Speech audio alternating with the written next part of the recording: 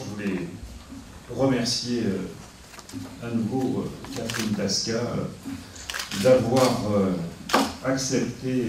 de devenir la présidente de l'association Habitat et par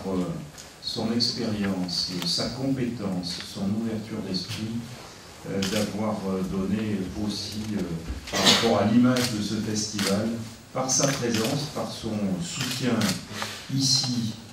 et à Paris, une plus-value aussi à ce festival. Donc merci Catherine. Merci à toute l'équipe d'Éclat, parce que c'est un travail important que chaque année, avant la manifestation, de préparer la manifestation, de préparer les préalables et pendant l'année de faire vivre le parapluie. Il faut se mettre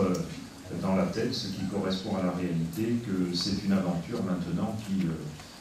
commence le 1er janvier et qui se termine le 31 décembre. Et qu'il y a certes, et c'est essentiel pour nous, le festival, mais qu'à côté du festival, il y a tout le reste, et en particulier ce qui ne se voit pas ou pas suffisamment. Pour sa part, la communauté d'agglomération continuera à être la première collectivité, le premier partenaire au niveau des collectivités, au niveau du financement, puisque la ville apporte, elle, le soutien logistique, et chaque année, nous veillons à apporter un petit peu plus, 2-3%, en tout cas, à faire en sorte